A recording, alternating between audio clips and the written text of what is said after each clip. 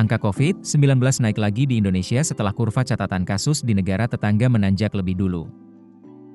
Pemerintah dan Komisi Kesehatan DPR mengatakan, kondisi perkembangan COVID-19 ini merupakan alarm kewaspadaan bagi Indonesia. Virus corona atau yang memiliki nama lengkap Severe Acute Respiratory Syndrome Coronavirus 2 tidak hilang dari muka bumi usai pandemi beberapa tahun lalu.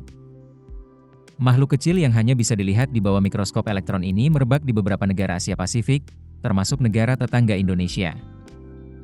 Negara yang paling dekat Indonesia, yakni Singapura mencatat 14.200 kasus aktif COVID-19 pada 3 Mei 2025, atau naik signifikan 11.000 kasus dibanding pekan sebelumnya.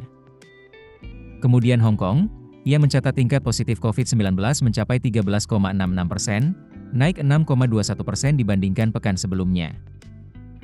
Mereka juga mencatat kasus fatal 81 orang dengan 30 kematian yang mayoritas dialami lansia dengan penyakit penyerta. Kemudian, ada Thailand yang mencatat 53.563 kasus pada 24 Mei dengan 5 kematian. Dari jumlah kasus tersebut, 2.827 adalah pasien rawat inap dan 50.736 pasien rawat jalan. Menteri Kesehatan Budi Gunadi Sadikin mengatakan, terjadi kenaikan kasus COVID-19 di Indonesia dalam beberapa waktu belakangan.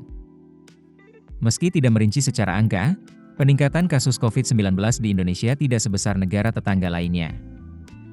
Data yang dilansir Kementerian Kesehatan terlihat kenaikan kasus COVID-19 di Indonesia dari Maret, April, dan Mei 2025. Pada Maret 2025, hanya ada 8 kasus terkonfirmasi. Kemudian pada April 2025, angka COVID-19 terkonfirmasi mencapai 15 kasus, dan pada Mei 2025, angka terkonfirmasi meningkat menjadi 37 kasus. Virus corona yang kembali merebak pada di wilayah Asia Tenggara dan sekitarnya ini merupakan hasil mutasi baru. Pada dasarnya, variannya adalah Omicron. Namun, subvariannya macam-macam, antara lain XEC, JN1, JR1, dan LF7. Sementara COVID-19 yang merebak di Indonesia adalah subvarian Omicron JR1. Menkes Budi mengimbau masyarakat tak perlu panik. Varian ini tidak memiliki riwayat kasus berujung kematian. Pemerintah juga tak perlu melakukan pengetatan keluar masuk Indonesia, karena gejalanya tidak begitu berat. Namun demikian, pemerintah tetap mengeluarkan edaran agar seluruh dinas kesehatan di Indonesia melaporkan jika terjadi kasus COVID-19 di daerah mereka masing-masing. Anggota Komisi 9 DPR RI Neti Prasetyani Aher mengingatkan pemerintah untuk tidak lengah dan tetap mewaspadai potensi merebaknya COVID-19 di Indonesia.